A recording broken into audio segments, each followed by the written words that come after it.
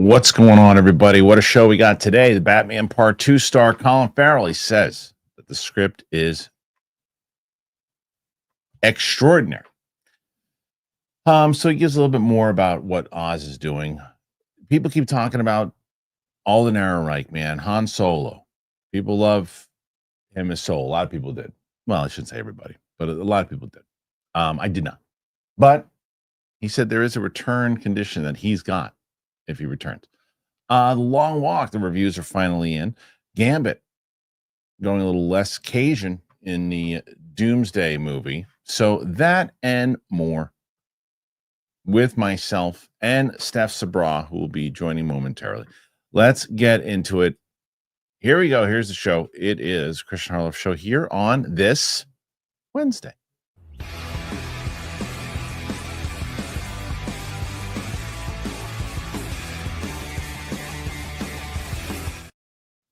Welcome back, ladies and gentlemen, to the show here today. It is Kristian Harloff Show today. Schedule's a little wonky this week. So Monday we had Roka on. Yesterday was Steph and Mike. Today is Steph Sabraw, and normally it's Thursday, but he shifted to Wednesday. Chris Carr, who normally is on Wednesday, will be on Capes and Cows on Friday. Tomorrow I'm taking the day off because, well, not taking the day off, but the live show is taking the day off because I'm trying to put together this Back to the Future series that we're doing, and the only time that we can do it is tomorrow at this time, so won't be able to do it tomorrow, so one day off this week. So that's what we'll be doing. So tomorrow there'll be no show, but we will be doing the Back to the Future will come out pretty soon. I just did my out of the theater reaction for The Conjuring, Last Rites. I don't know if the embargo is dropped yet for that. I just have basically my thoughts on it on the out of the theater. I'm going to shoot my reviews. Well, my review for Long Walk probably when I get off here today. I have a reaction I just did for Marvel Zombies. I did do that one. So that and more. But joining me on the show today, normally on Thursdays, but today she's here with me, and that is Steph Sabraw. Steph, how are you? Hi, good. How are you? Thanks for joining. Your lighting looks great. I have been messing around with some of the settings. Yeah, it was on an auto white because I kept seeing it in my camera and I was like, the lighting's good. I don't get it. And then I would see it on your stream and I was like, I see what he's talking about. It was on an auto white balance. Okay, well, it looks good. Yeah, And I think now when there's no world when you and I are doing reactions together that people should say, why does Kristian look tan next to Steph? Totally. It's like, right. So, and I told everybody, so we're taking the day, you and I tomorrow, to do Back to the Future 2. People have been responding to that. I'm sure you've been getting a lot of comments about Back to the Future. Yeah, I know. People have been so awesome. It's been great. I was like, okay, phew. Yeah, I heard your Harry story about the fact that he had it on the monitor. It's hilarious. It's like his favorite movie ever. It's hilarious. I feel bad that he didn't get to show you the movie first. Oh, it's okay. It's okay. Now we can talk about it. Now I understand. Now you can go back and watch it. Sure, there are things there are little references and stuff that you pick up after you see them. But we're watching part 2. I disagree with your commenter though about how the third one is the worst one. I don't agree with that. I think they're all pretty fun. But nonetheless, we're going to be watching that one. And we'll be watching that tomorrow. That'll probably come out pretty soon. And then we've been moving. We've been grooving, so things are good. Roxy was supposed to be on today. She couldn't do it. She had to move.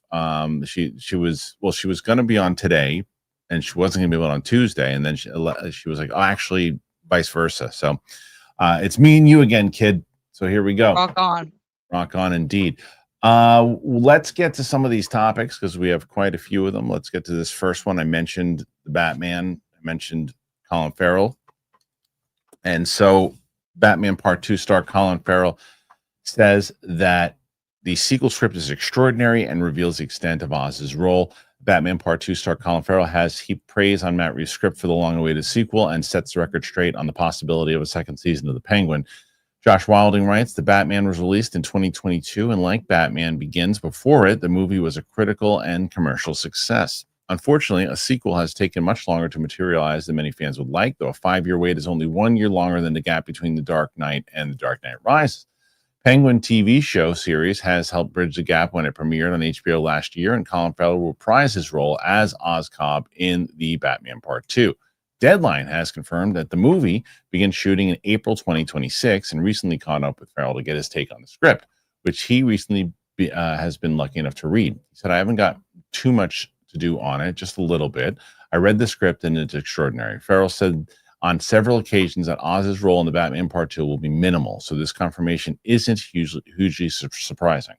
In some ways, it felt like the Penguin was setting the stage for him to be the Batman follow-up's big bad as Gotham City's new kingpin of crime. However, we've also heard that Reeves might be planning to do more with Oz in the third as the spotlight shifts to a different villain in the second chapter. Fans have questioned why Batman didn't do anything about Oz's rise to power. However, if his intentions were elsewhere, it might explain how the Penguin has established himself as a crime lord, leaving the Dark Knight unable to do much about it now that he's cemented his power. Asked by the trade about doing further episodes of The Penguin, Farrell said, I have no idea if it's happening. I know that I've heard rumblings that they were thinking they'd like to do a second season, but I don't know if it's a good idea. I don't know the way you go back to the trough. And part of me just wants to go, let it go, people. We got away with it. Leave it as it is.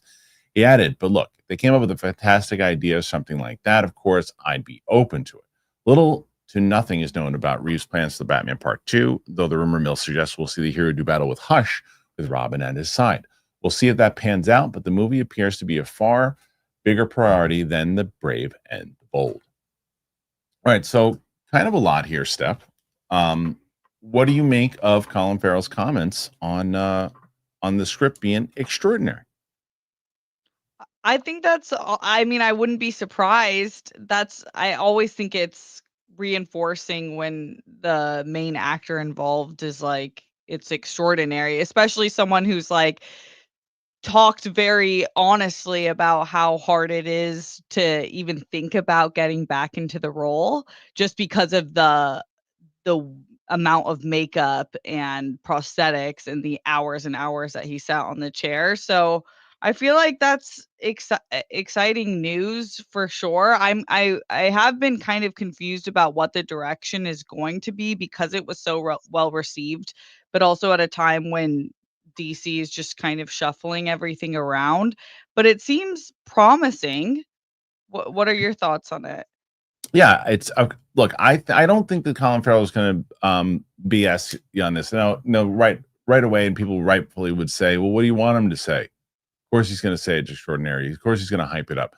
Yeah, but I think when it comes to this property, and he's going to be a valued voice because he did so much to add to this particular universe with what he did in the Penguin. So I think that. Yeah, I believe it. Plus the fact he says he's not in it that much. It also makes sense that if you're not going to do a second season of The Penguin, and the way that you left it open-ended at the end with the bat signal, basically calling him out saying, hey, you got to do something about this guy, then let the second season be the third movie, if you know what I'm saying. Like, it is like Right. that's basically where it all comes to a head. You have him do something in two, and then the third one, you make him the main antagonist, and that's how you close this thing out. Yeah, that would make sense. And to say something's extraordinary is pretty intense if it's not. Like, I get if someone's like, the script was really good, but I don't know. I feel like there's a little bit more believability in saying something is extraordinary. Right. And I don't know. I'm not like quite sure. You guys can correct me if I'm wrong, but I don't often hear Colin Farrell like coming out talking about That's what I mean. script stuff. Yeah, because he's going to be asked about this. So, as far as the priority goes with Brave and the Bold and this, of course, I mean, look, if they want to keep Matt Reeves happy, that's probably part of the agreement. It's like, okay, well, we got to put emphasis on this. Don't start promoting your Batman movie now when we got to try to promote this, because then there's going to be that thing of, well, which one are we? Which Batman is the bigger project right now? And it's like, when you've got to wait. And if you have other characters right now, Matt Reeves just in DC, Matt Reeves just has Batman. That's all he's got. So that's his big focus. James Gunn doesn't have to focus on Brave and the Bold. He can make it something that happens later on. He can focus on Wonder Woman. He can do more Supergirl stuff. He can do other things that are happening inside. He could bring in the Flash if he wanted to. He could bring in all these other characters. He could do another Superman movie to eventually give you enough time. So he doesn't have to do Brave and the Bold. I think Batman should come in. Their Batman should come in eventually. But what do you think about the priority being the Batman Part 2? I'm in terms of the greater DCEU and Brave and Batman Part 2 being a priority in that universe, in the universe we're in now. I don't know. I don't find it as much as a priority. I love Matt Reeves and what he did, and I love Robert Pattinson as the Batman, but it's like kind of feels like it's becoming kind of difficult. I don't think you need to introduce a Batman instantaneously. Like I wouldn't mind waiting, but I also am like, if it just doesn't work, because we've seen it so oftentimes in this industry, like great projects sometimes never get made. And if that's the case, then I think I would be okay with that and then moving forward in a different direction with Batman. But I would be very excited to see a Batman Part 2. But in terms of making it a priority, it's like I just don't know. It seems like there was so much up in the air with Matt Reeves personally that it feels odd to try to force that when we have no idea what his life looks like. Yeah, well, we know it now, but it seems like it's happening now. I mean, they're Yeah.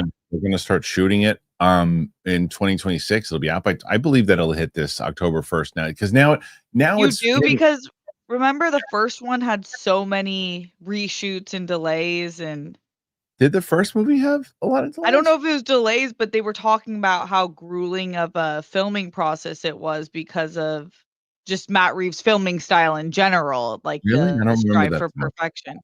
It very well could be the case. I don't remember it as much, but Yeah, but but that's I right. I forgot that they're like kind of confirmed that it's I all think that good, that's but yeah, I think because there's this kind of seems like a certain rhythm that happens, right? Like when the rhythm is, it seems like we're leading, people are now talking about, a cast is talking about it leading up, the script is now done, as opposed to where's the script? We don't know. We haven't gotten the script in yet. Now that's when it's like all over the place. When the script is in now, and it's like, yeah, we're supposed to start shooting beginning of the year, and we have this lock date. What has happened a bunch of times, though, is that the release date of when the movie was supposed to come out has moved 4 or 5 different times. right, okay. That's maybe that's what you're thinking about. Like the second Maybe, movie yeah. kept at one point it was supposed to have come out already, like the movie. So like, and it just kept getting pushed back because there was like they didn't have anything. Now I think they have something, and I think that it will happen in the time that it's supposed to. So we'll see. But I got to ask you guys, what do you think about this? Do you think that this is a good thing? Is it priority going to happen with the Batman Part 2, Brave and the Bold? Should it be the priority with DC? Where do you stand with everything? And do you think that this actually will be extraordinary, as Colin Farrell says? Put your thoughts in there. We want to know. Okay, so I want to get into a couple other things here. And I think that one of the things that I'm excited to talk about, I didn't look at this trailer, though, stuff, but a new TV spot dropped for Wicked for Good today. I know you're very excited about that. Oh, Yeah, I know. yes. I'll let you pick here, though. What do you want to talk about? You want to talk about the Han Solo revelations on Alden Ehrenreich, or the Long Walk reviews being in? Oh, Long Walk reviews, maybe? Okay, let's do that first, because that one. So I've been giving my brief thoughts on it. I couldn't get a kind of a detailed review on it just yet because the embargo has just dropped. But now it's out, and let's see what everybody's saying about it. I haven't seen it yet. You know what I thought about it, but here are the reviews thus far. The Long Walk reviews are indeed in. Okay, so The Long Walk. This movie is based on the Stephen King book. This is directed by same guy who did, oh my god, I can't even, freaking Hunger Games. Oh my god, Francis Lawrence. Thank you. Reviews are pouring in for the Francis Lawrence directed Stephen King adaptation, The Long Walk, and for the most part, they're really good. And Rotten Tomatoes, for the most part, 92% is pretty damn good. Rotten Tomatoes, 92%. While Metacritic, it's 80 out of 100, pulling in some of the best numbers for a genre film this year. Reviews call it one of the best King adaptations to date, with the praise for the performance and how the hardcore the film is, unflinching in its portrayal of the key event that gives the movie its title. Sampling and reviews, Liz Shannon Miller, who's always getting the first one here. Long Walk offers a gripping premise, a lot of characters who feel more like loose sketches than fully realized personalities, and a narrative that maybe has some minor pacing problems towards the end, but it's pretty impossible to turn away from. I'm usually on par with Liz Shannon Miller, And I agree with the ending of her thing there, but it's pretty impossible to turn away from the other stuff. I think the characters are pretty. I was locked into them. Whether The Long Walk will combat King adaptation fatigue is to be seen, but it manages to recapture the intensity and melancholy of the earliest films inspired by his work in a way that few recently have. Okay, let's see. Jermaine, I like Jermaine. Long Walk is brutal. It's not for the faint of heart. It can be violent, disgusting, incredibly hard to watch, but if you do watch it, you'll be rewarded with surprisingly beautiful, nuanced human story.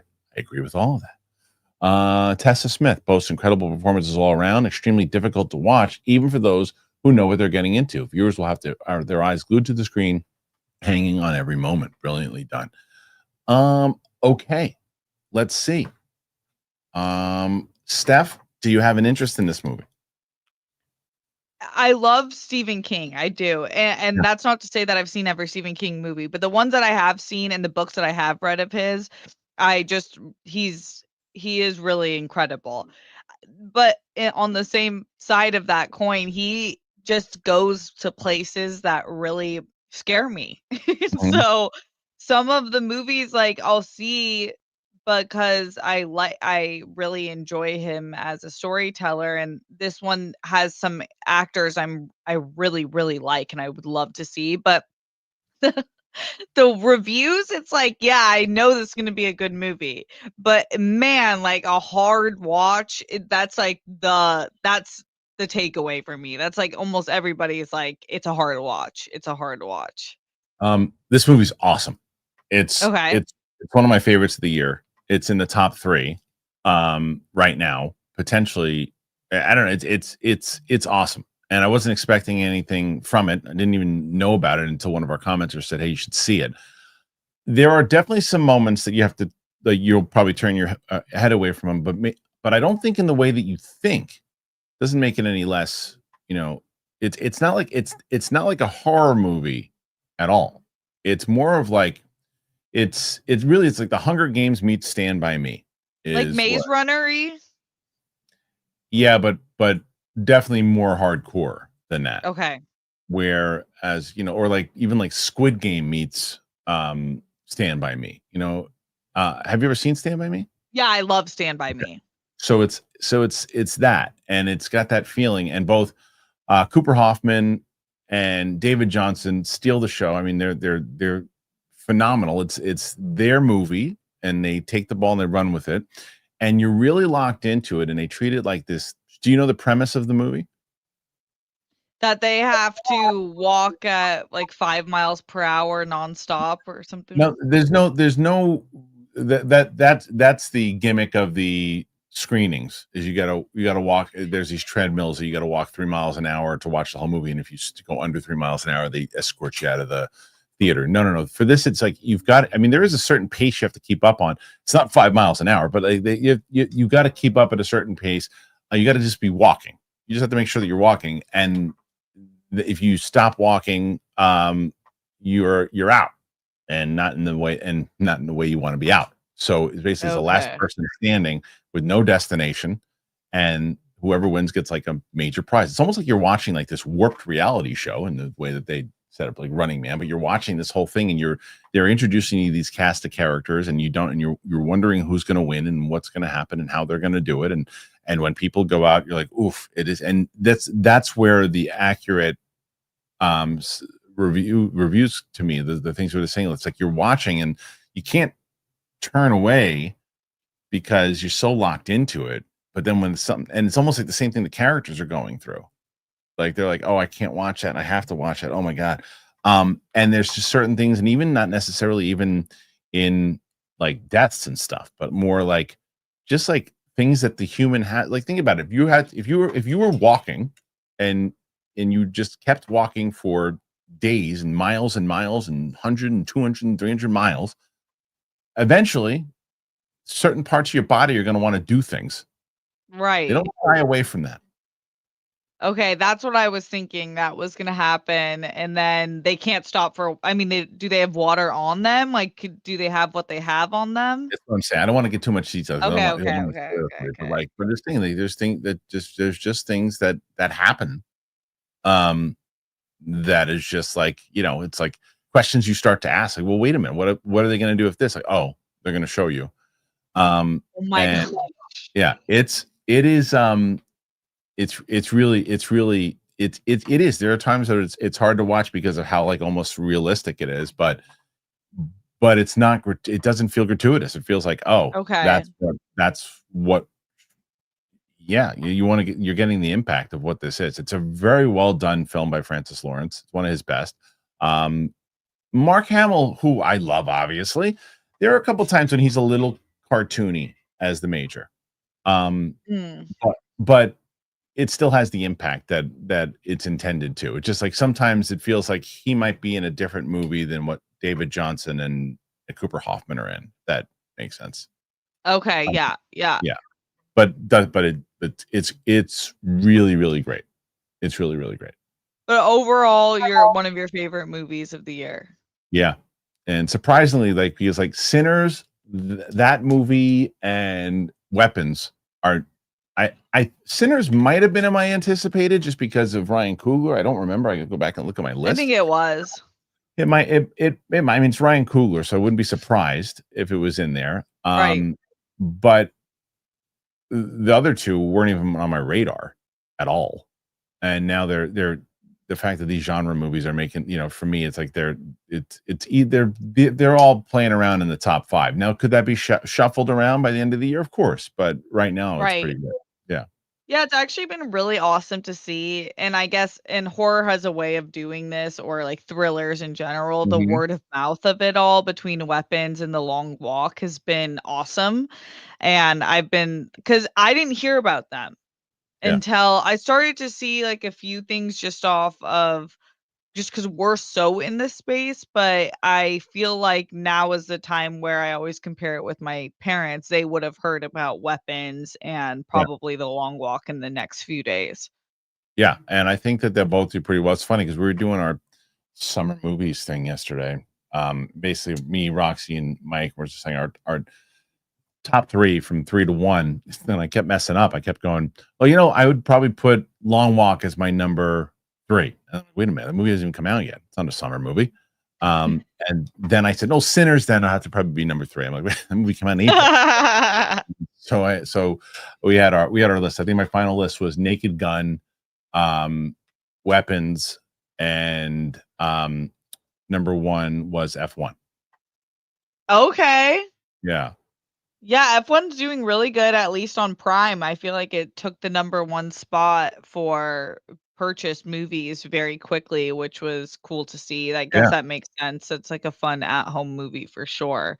What But would you say your 3 are? Do you I have? haven't seen Weapons yet. I actually Okay. think I'm gonna like Yeah. Weapons. Yeah. I do love like a great thriller, even if it is a little scary. But probably I don't know. Fantastic Four, Mhm. or maybe Naked Gun, Fantastic Four, Superman. Okay, that's good ones. But I still need to see Weapons and Long Walk. Okay. Well, how about you guys? Do you want to see the Long Walk? Put your thoughts in there. Let me know. Are you encouraged by these reviews? Well, what you should be encouraged about is Trade Coffee. And I'm going to tell you about all of our sponsors right now. Tell you about all of them. Trade Coffee. I'm going to tell you about Upside. I'm going to tell you about Prize Picks. Tell you about all about them right now. And hopefully you want to help out the show. You want to get yourself something good. I'll tell you about all of them, and then we'll be right back. I don't know if I could rave about trade anymore than I do, but man, let me try because I love it. Summer's over now. Oh, it's getting to be over. And so I'm just locked into this morning routine, and I love Trade Coffee. I really do look forward to wake up in the morning and go, Trade Coffee, here we go.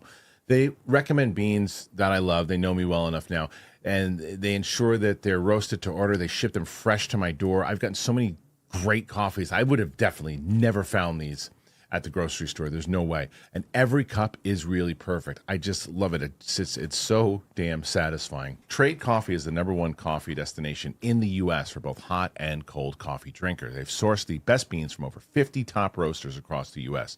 They even have easy-to-use curated gear so you can brew at home with better flavor and value than any cafe or bottled cold brew.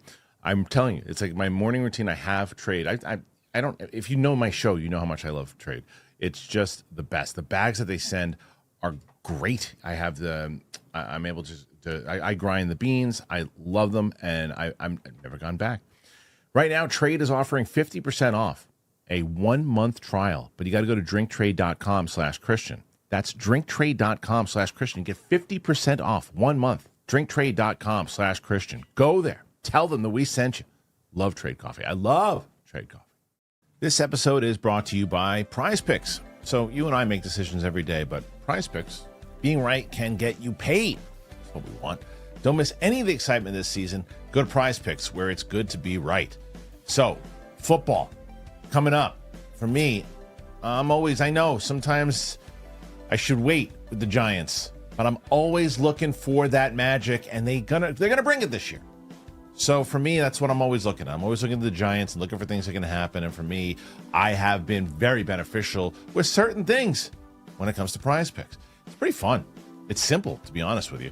And you can highlight some of your favorite players, and it's pretty great. So you can do something, whether it's, hey, so-and-so is going to have more or less than 1 rushing touchdowns. There's going to be more or less than 2.5 passing touchdowns. So, and you can pick the player and you can go that way. It's pretty amazing. So Prize Picks, it's simple to play. You just pick more or less on, 2 to 6 players, stat projections. If you get your picks right, you can cash in. Prize Picks invented the flex play, which means you can still cash out if your lineup isn't perfect. You can double your money even if one of your picks doesn't hit. Download the app today and use that code Kristian to get $50 in lineups after you play your first $5 lineup. That is code Kristian to get $50 in lineups after you play your first $5 lineup. Prize Picks. It is good to be right. What's crazy is that it's fall already. It's coming. And I got 2 kids. The back-to-school rush, it's already here. We're getting the early morning drop-offs, the after-school activities, the soccer games, and the last-minute supply runs. Don't forget about the extra trips for groceries, gas. The days get busier, and it all adds up. It adds up fast. Get that free Upside app. There's an easy way to earn real cash back every time you fill up your tank, grab a bite to eat, stop on essentials. Whether you're driving across town for the soccer games or picking up snacks for the school lunchbox, Upside helps you keep more in your pocket. In fact, Top Upside has given back $1 billion to its users. $1 billion. The free Upside app, it gets you cash back on daily essentials, whether it's gas, groceries, and dining. And yes, if you're asking, it's real cash back. There's no confusing rewards, points, credits, just money. And you can transfer it straight to your bank account. Next, claim an offer for what you're buying on Upside. Then pay, as usual, with a credit or debit card. Follow the steps in the app, get paid. So I'm using this. I heard about it, especially everything I mentioned with the soccer games, the back-to-school rush, all that, that's me.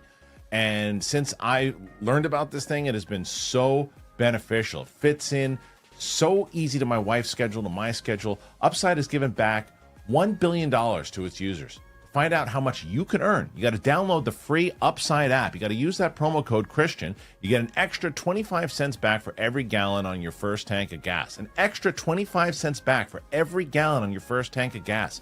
Using that promo code Kristian. I love hearing about stuff like this. I'm so happy that I have discovered Upside, and you will be too.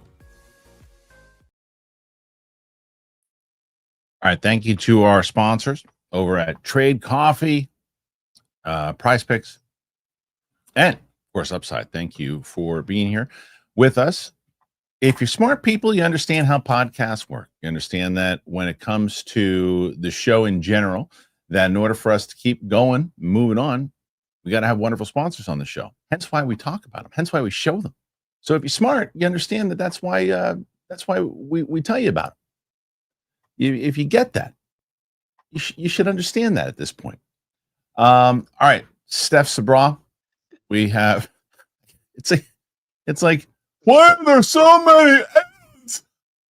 They're paying the fucking bills, and we're getting people that we like, and we're offering you deals.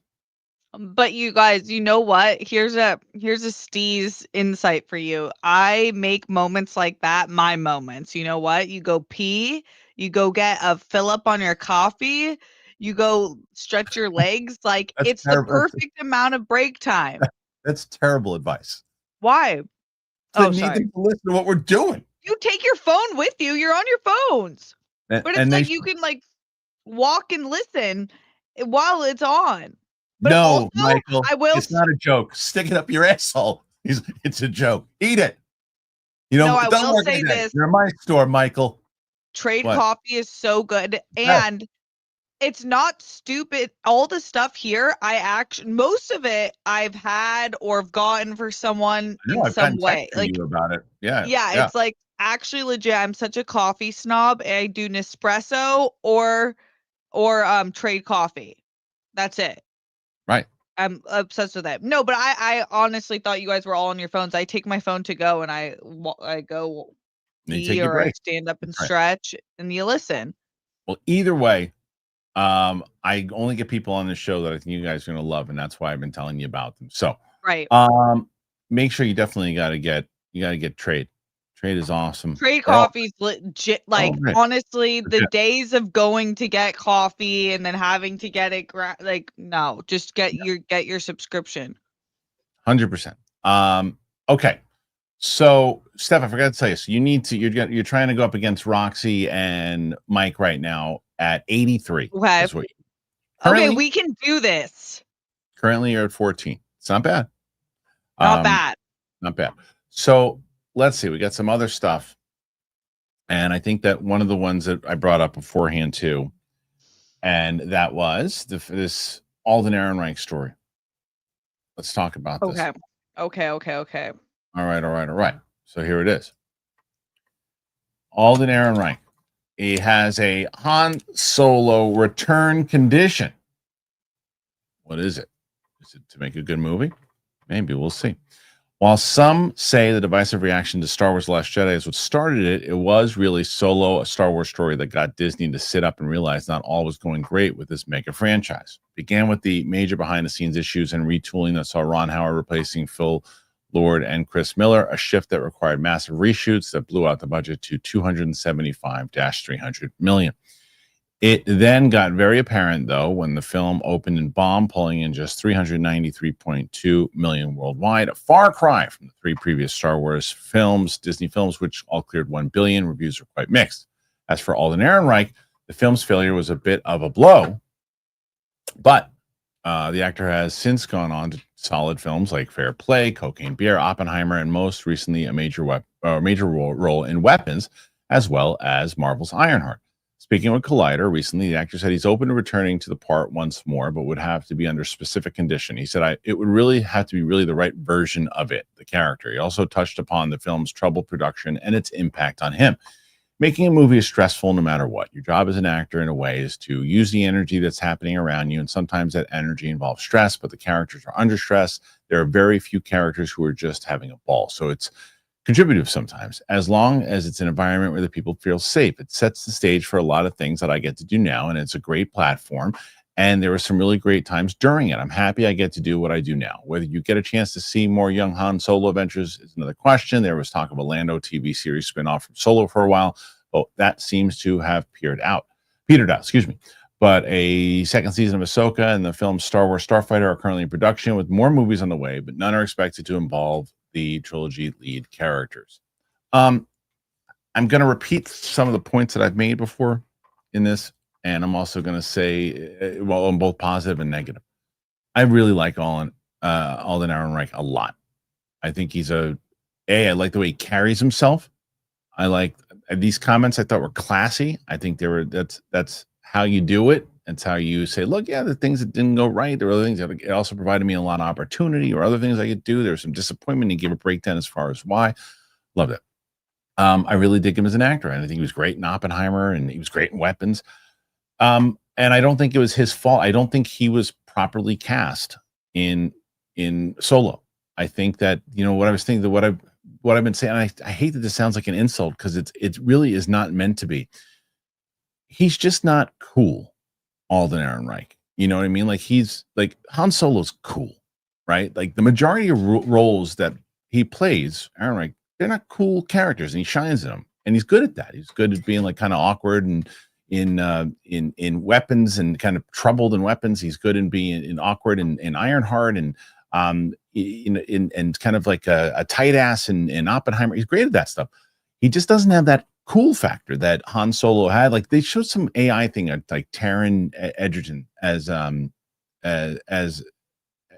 what's his name? Taron Egerton, right? Is that the one I'm thinking of? Yeah. Are you talking about who played No. Elton John?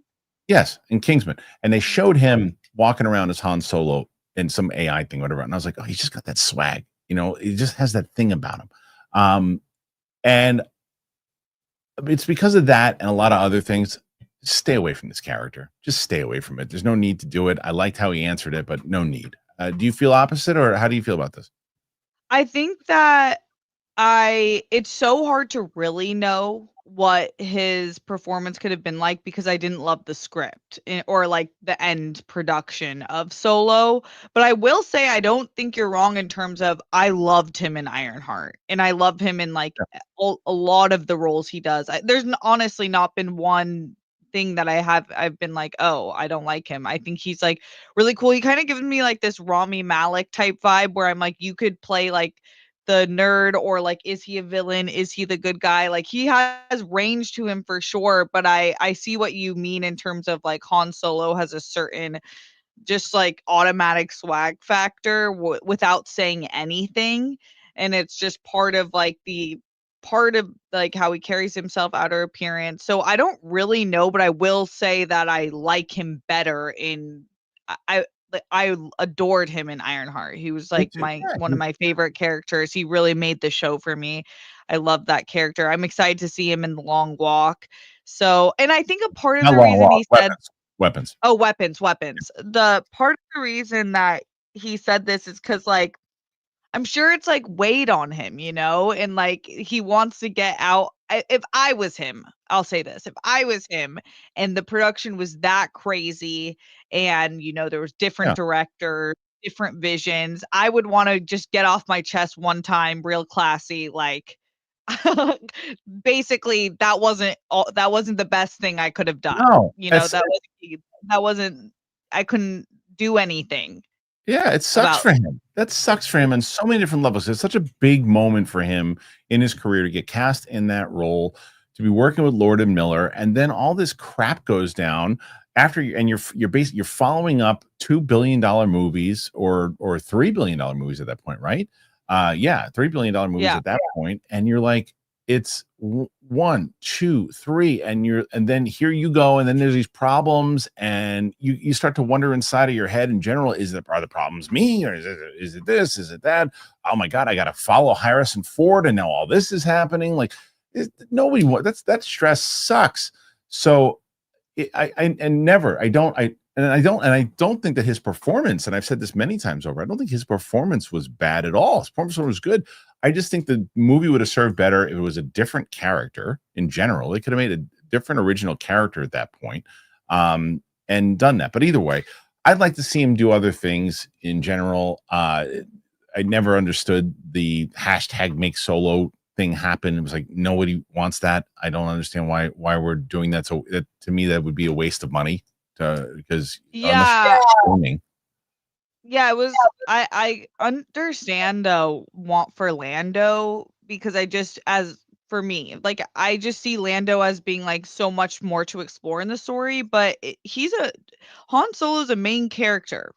From the moment he walks in on the screen in the first movie, he is a main character, and we got to know a lot about him. Yeah, there was a part when they were in production. I'm like, it would be cool to know like how Han became Han and like how he ended up meeting everybody and became like the Centaurius pilot. But now I'm like, I'm on the other side of like, you know, I'm on the Andor hype where I'm like, let's explore other characters, you know? 100%. All right. What do you guys think? I know that there are a lot of people who disagree with me and that think he was a great Han Solo. John Hoey, I'm looking at you. So put your thoughts in there. And do you think that he should return? Could he return? And what were your overall thoughts on him? Make sure if you're commenting on this live stream, on the replay, on the Clips channel, make sure you do it. All right. Let's get to the last topic for now until then we'll do the questions. So speaking of, we have some more stuff with where is it? Where did it go? There it is. We were talking about some Marvel stuff before, and next year's gonna be pretty big, and you got Doomsday coming out, and we knew that Channing Tatum had been cast as Gambit. They're finally bringing Gambit in and into the, I guess, larger MCU. He's, of course, in Deadpool and Wolverine. Channing Tatum has confirmed he'll be dialing down his Cajun accent as Gambit in the upcoming Avengers Doomsday at Marvel Studios. He finally got to play the role in Deadpool and Wolverine last summer, his take being an instant scene stealer and quickly led him to joining the Avengers cast lineup. Part of the fun in Deadpool and Wolverine was that the accent was so thick that Deadpool couldn't understand barely anything he said. Now, speaking with Variety while promoting Roofman, Tatum said his take on the character is quite different in Doomsday. He confirmed that he's not going full Cajun, adding that the Marvel execs really had to wrap their mind around the accent and how people are going to understand him. He also indicates he's going to get serious in the movie. Directors Anthony and Joe Russo want things to be funny, but they don't want to go full Deadpool. They want to keep the drama and keep it tight. When Gambit gets serious, when he drops the Mardi Gras mask, things do matter. Tatum's stunt double was involved in much of the filming as Tatum injured his leg early into filming and could only do a limited amount of action. He also confirmed he has a big fight with Dr. Doom in the film, which has been shooting since April. I love this story.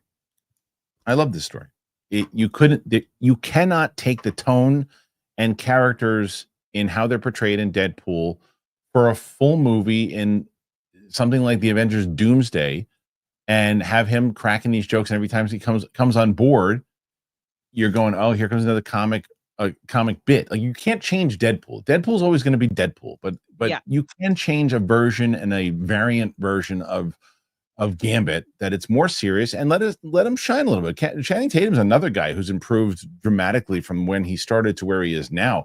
He'll pull this off, I think. I disagree with you in the sense that I've thought he came with it ever since Step Up. He had all the early starts since Step Up, and ever since then, I appreciate his work on screen. Gambit was hysterical. I think it's totally in the range of the writer and the director to tweak a character depending on the tone of a movie, and that doesn't change. That's not like outside the rules, and I think that's actually a smart way to play with characters. I think that makes total sense. Anytime Gambit was on screen, it was actually hysterical. Like, even when I think about him, his lines, it makes me laugh. I hope that they have a little bit, like, kind of more of I would say, like, Iron Man type humor where it's like he gets serious when he needs to, but when there's a time for like a good joke, then that would be nice to have it. But seems like Doomsday is going to be a more serious tone anyways, and I think it's a great story just hearing that they're respecting the tone of this certain movie and they're not trying to go too Marvel humory for it. Yeah, I mean, look, Russo's always did a good job, I thought, of adding humor in when it was necessary in their movies. I think it worked in Civil War, it worked in Infinity War and in Endgame, and like little things. And they usually relied on Downey for a lot of it too. Although Thor had a lot of stuff, but I think they need to get away from Thor being a comedic character. But there's tons of other characters they can use for comedic stuff, and I think it'll work fine. But I think we need to see a version of Gambit where you don't want, because the other thing you don't want to do is he's only been a Taylor Kitsch before him, and then they did such a great job with him on X-Men 97 that you want to be able to show the audience that's getting familiar with him like what he really could be about, Right. Yeah. Gambit's awesome in the series. So it is true. It's like I feel like there was a lot. Gambit was divisive in Deadpool, even considering the tone, which was kind of surprising to me, but I understand because humor is so subjective. And so it didn't work for some people. And I feel like his character every time before had more range and depth to it. So I feel like it's smart to introduce him kind of in that way where it's more digestible, more usable in terms of his powers and wanting him around for certain scenes. Yeah. So what do you guys think overall when it comes to this story and when it comes to Gambit? You think that this is a good choice? Should have been somebody altogether? What say you? All right. Steph, I lied. We do have one more story, and it's a big one. Okay. It's a big story. I never get this, so I'm ready. There was a big announcement right now, and I'm going to ask Luke, actually. This story is so big that I'm going to ask Luke to change the thumbnail of this show and to change the picture of this show. Good thing Luke's a legend. He's probably already on it. Yeah, James Gunn just announced a new movie, Steph. He announced the movie. You want to see what the movie is? It's 2027, the movie. Yes. That movie is Superman, the sequel, Man of Tomorrow, is July 9th, 2027. So that's based, let's see, DCU updates. This is where you see this now. Man of Tomorrow, I assume. Now, is this a sequel or is animated? I assume that this is live action, right? One would assume it's kind of vague. I'll wait to see what the audience, what else they can give me here. But I feel like, close that down. I don't know what this means. I don't know if this means, is it live action? I would assume it's live action. I would assume that it's going to play into some more, because apparently there's a comic of the same name that is incredible, that people dig. This will be something obviously that Winston and Chris can cover on Friday. But now but this is a big story in a lot of different reasons. One, it confirms that you are indeed doing a sequel, even though you said you weren't doing a sequel. So I don't know if I don't understand why he does that. If this is a direct sequel, I don't understand why he does that. Well, no, I'm not actually doing a direct sequel. And then you do a direct sequel. Why do you do that? If that's the case, I don't know if it is direct sequel or not. The other thing is, it means you've been working on it for a bit, and now you're ready to announce it, because that's 2 years from now. That's right. Fast. That is fast. So he definitely was working on it. But when they asked him if it was a direct sequel, he said no. So I don't understand. Anyway, what do you think about this? The fact, is this the right move? Because you're going to get, because basically this goes back to our previous story with Batman. They're going all in on the super family right now in general. You got Superman comes out this year. Supergirl comes out next year. The Superman sequel, it looks like, comes out in 2027. And then you could start playing with Wonder Woman, and then you could get to Brave and the Bold the following year. But do you see it differently?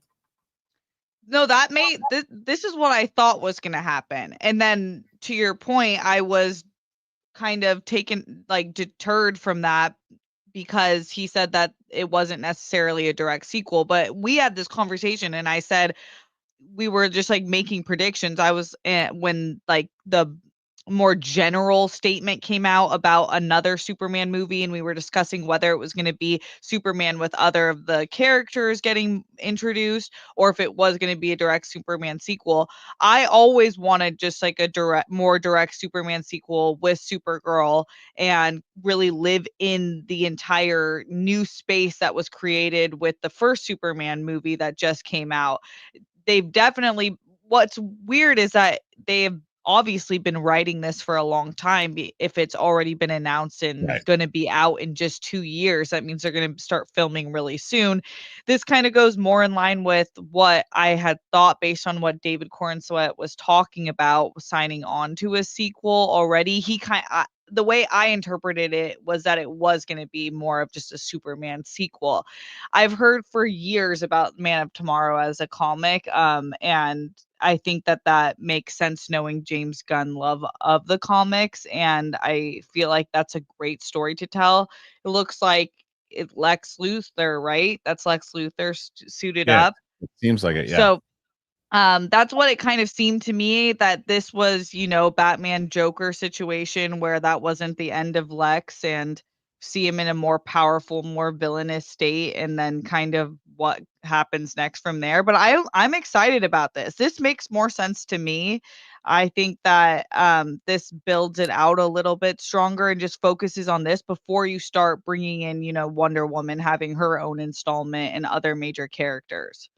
Yeah, I'll tell you why I think it is also, like I said, a really good move, is because if you don't do this, and you don't do Superman this sequel, it's like you also run the risk. You got to start doing 2 movies a year right away, right? Because, and then people get burnt out quick, and then you're measuring success of what the one did earlier in the year to what the one did at the end of the year. because if you're doing one movie a year and you do Supergirl next year, and then whatever else comes out the year after that, and then then your next Superman sequel is going to be whenever the hell that is, and you're trying to have this narrative to your universe. This makes sense to do. It's like, okay, let's just knock the Supergirl out. Superman 2, boom. We've established them as our powers for our universe. Now let's build around them. Let's build around what our tone is now. Gunn, I mean, I think it's a lot for Gunn to do, though. Did he announce that he's directing the sequel? Also, I would assume that he is, but I mean, man, that's like, maybe he's just in the vibe, right? He's in the zone right now, and he's like, I'm so in this world, and I'm so there. This is the beauty of him being the creative guy too, because normally what he would have to do if he wasn't the creative guy behind DC Studios and get things greenlit, what he'd have to do is, I got a new thing for Guardians. I got this thing for Guardians that I'm going to do. I'm going to write it. I'm so in the zone. Let me call Kevin. James, it's great. We like it, but the problem is right now it's matching up with this and that, and we probably wouldn't be able to get it out for another 3 or 4 years right now. And we want to put you on this instead. We want you to shoot some scenes here instead, but we're not ready for Guardians just yet. Whereas this, he's like, oh, you know what? I have this in my mind. It's fresh. I'm taking it to Peter. I'm going to take it up to Zaslav. This is it. I have the sequel. I'm going to base it off this comic. This is it. This is our narrative. This is the beauty of him being the CE, you know? Yeah, definitely. And it's like when you have one person who is kind of controlling the overall storyline, there's just, it's a lot of pressure. It's a lot of work, but there is less room for error in terms of congruency because it's one person. It's not like and I'm sure he has like a trusted team. Like people are asking, which is the same questions I'm asking, like, how is he writing this much? And he probably has a great writer's room, where they've just have had meetings after meetings, just running off ideas, and that's already settled, and now they kind of have this space to just get these scripts done and get them into production and have this like full thought. And I'm sure they waited a little bit for reception to kind of really move forward, but the reception has been there and people like Corn Sweat as Superman, so like why not run with it right now? Yeah, it right now. It makes sense you building up the hype for it, and I think this has absolutely almost guaranteed that Superman's showing up at the end of Peacemaker season 2. Him and Lex. Oh yeah, I think that's guaranteed. So there's a reason why they didn't show. They only screened 6 episodes of Peacemaker to press. Okay. Yeah. And so they said there's going to be some big cameos. I think it's going to probably be Lex and Superman for the most part. And maybe that plays into what's happening. I don't know, but I haven't seen. I'm trying to see if I'm trying to look at. Before we move on to the next story, I want to see if there's more updates on this, because right now I'm sure all the websites are scrambling to write their articles on it. I mean, I got that one off Twitter, but I haven't seen any articles on it just yet. Oh, there's one. Okay, The Wrap. Okay, The Wrap has one. So let me read what The Wrap wrote here on this story, and we'll get, maybe there's a little more detail to it. I don't know, but we shall find out in just a moment here. Okay, so The Wrap is saying that James Gunn's Superman Fallout Man of Steel is set for a 2027 release. Now, what do they write? Okay, this is it. James Gunn, the film follows this summer's Superman, which introduced Gunn's new DC universe. The next installment in the Superman saga now has a release date. James Gunn revealed on social media that The Man of Tomorrow, the follow-up to Superman, will hit theaters on July 9th, 2027. Holy crap, that's less than 2 years. That's nuts.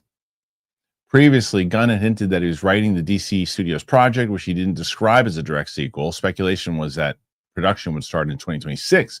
When Gunn and Safran were installed as heads of the newly formed DC Studios, they announced an ambitious slate of projects across film, television, and animation. They would also oversee video game projects related to the various properties. Superman, which introduced the new DC universe, arrived this July. The Warner Brothers film starring David Corenswet and Nicholas Hoult was warmly reviewed and made more than $600 million worldwide.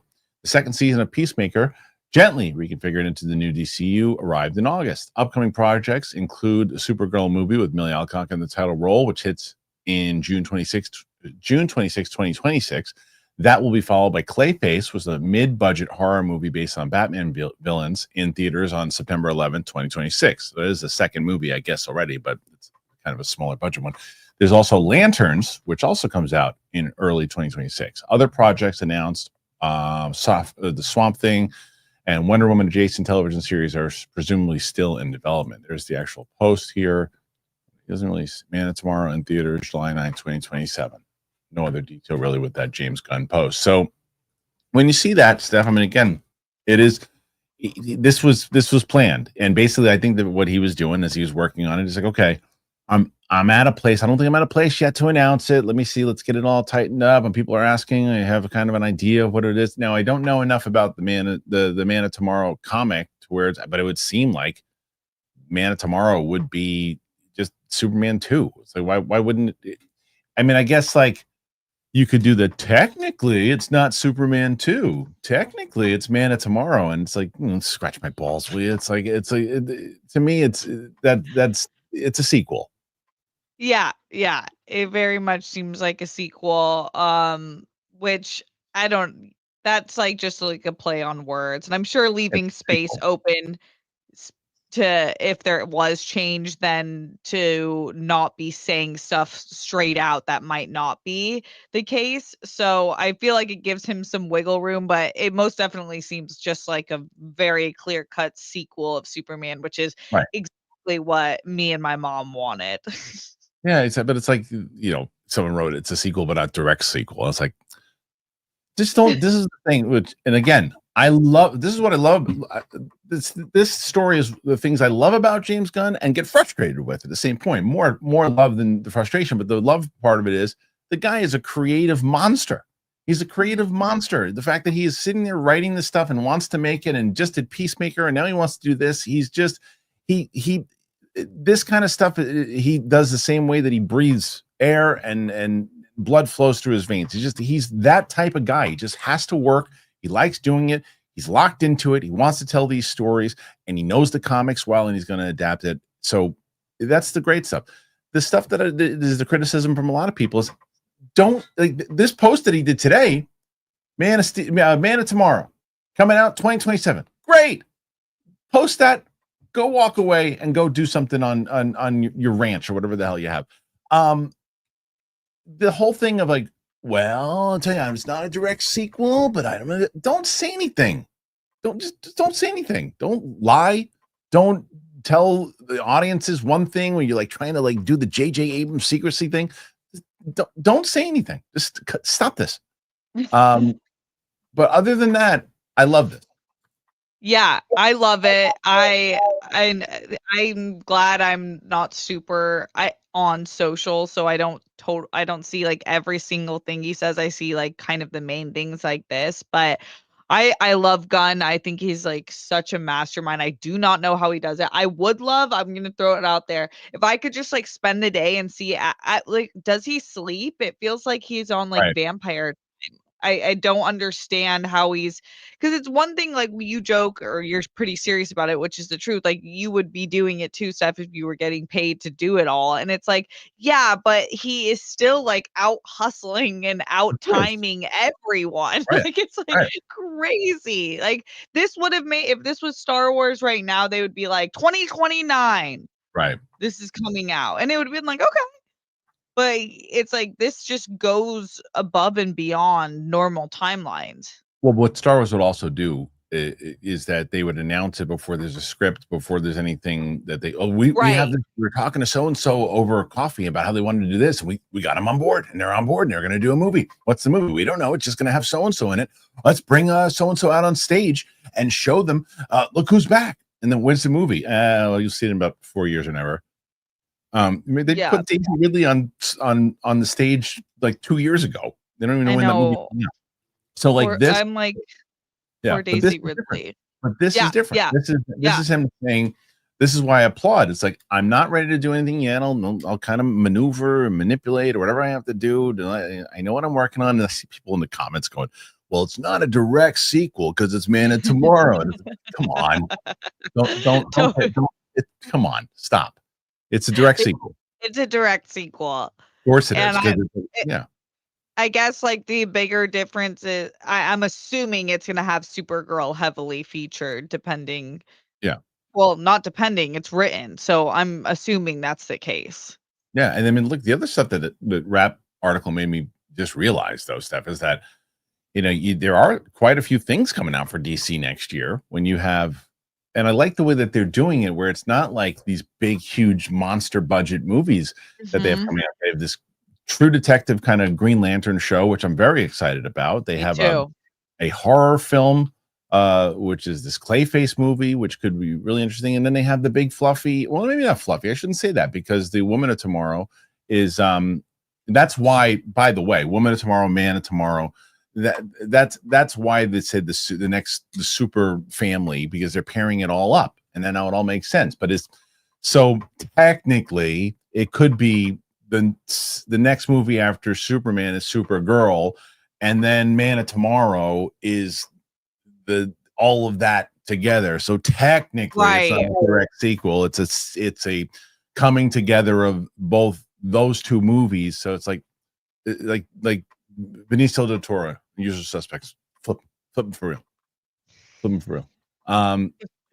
But I think this is great news. I really do. I think this is great news. Me too.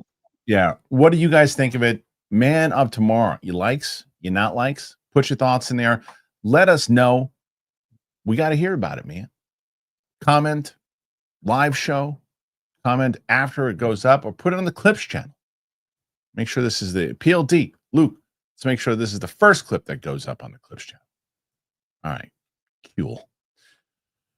We have right now, Steph, you're looking to beat Roka, not Roka. Roka was beaten yesterday. You're looking to beat Roxy and Mike, who are at 83, and you're currently at 24. I think that you can do it. Yes, I think so too. Let's see. And then I got a ton. The new Avatar trailer dropped too, by the way. Oh. Yeah, so I think I have tons of reactions I'm gonna do after this too. I got that Marvel Zombie one I'm gonna release. I'm gonna release. I'm doing another reaction with Ming afterwards too. We're doing the South Park movie. He's never seen it before. The first one? Yeah, we're doing that. Oh, that's awesome. Yeah, another movie that I was gonna watch with you. I brought up, you had never seen Kids, right? Right. Have you ever even heard of that movie? No. That one's not an easy watch. Not an easy watch. Okay. That's not an easy okay, watch. I find it like this doesn't open the door to anything, obviously. Yeah. I have boundaries, Terrifier. Okay. But I find it is easier when the lights are on you, you have a friend across the screen, like it's not as in a theater. Movie. This isn't a horror movie. This is a movie about the East Coast youth in 1995, right? And it's like it's like Chloe Sevigny's like one of her first movies, Rosario Dawson, like one of her first movies. Okay. And it was it's a crazy movie. It's a crazy movie.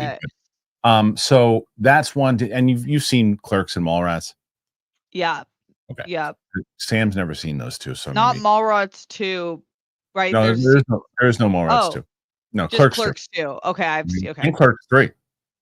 Maybe I haven't seen Clerks 3. Clerks 3 was a lot better than I thought it was going to be honest. And nothing against. I mean, I love Kevin Smith, but the reason I say that is because I'm not a big Clerks 2 fan. I loved Clerks 1, loved it. Clerks 3 had a lot of emotion to it. It was really a solid movie. Anyway, first one, GoPal. Early support. Looks like I have meetings at 12 to 2. Well, you can come back, GoPal, like you always do. And then GoPal says, looking forward to Wednesday, season 2, part 2 tonight. So I was supposed to go to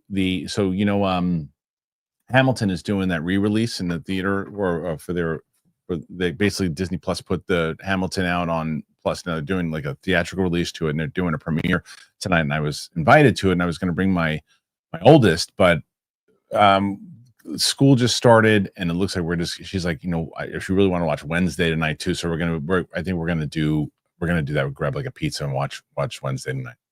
Oh, that's cool. I'm like so conflicted because Hamilton's right on Disney Plus and Harry hasn't seen it, but I really want to have him watch the play. And I'm like, dang. But a theatrical release could be really fun too. Good. That's what I said. Oh, by the way, so the Avatar trailer is just a trailer about them releasing Avatar: Way of Water. The hell is that? I saw another movie do this. What was it? bad in my life. Samurai, Blue Eye Samurai. They did like it wasn't they called it a trailer, but it was really them just discussing the announcement of season 2 and where their heads are at as creators. And I was like, okay, I'm still interested in it, but it's not. Yeah. I thought it was a trailer.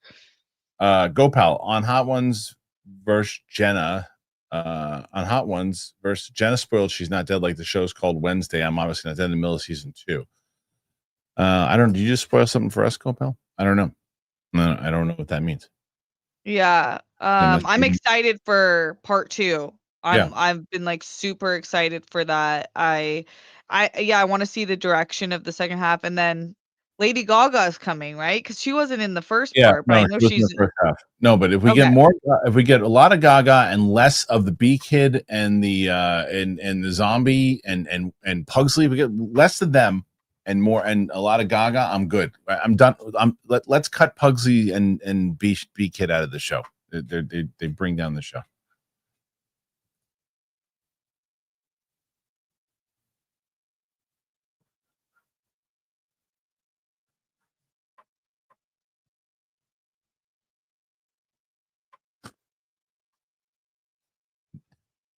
He just like came back for a second. Okay, I'm back. Yeah, it's like always at the 1 hour mark that the Wi-Fi is like goodbye. Didn't happen on. I'm gonna jinx it, but it didn't happen once on the reaction. I know. Maybe it's something I hear that when you're streaming, it does take more CPU, right, or something like that. Maybe, I don't know. Maybe so. I think so. JP. People keep asking me, and this is fair, and I should answer it. As far as because you and I are I'm taking this slot tomorrow so we can record the reactions. Really, why don't you get Roka and someone else to host? Because here's the issue when I'm not hosting a lot of times, right? Like we have to when it comes to both the whether it's the questions you guys are asking at the end of the show, whether it is the amount of people that are watching in general, that when it's myself and one other person, there's one rate that I pay that you can make that up. When there's 2 people and I'm not on, then there's two rates that you're paying now. And you're also not getting the amount of questions normally that when I'm on the show, and you're also not getting the views, whatever that might be.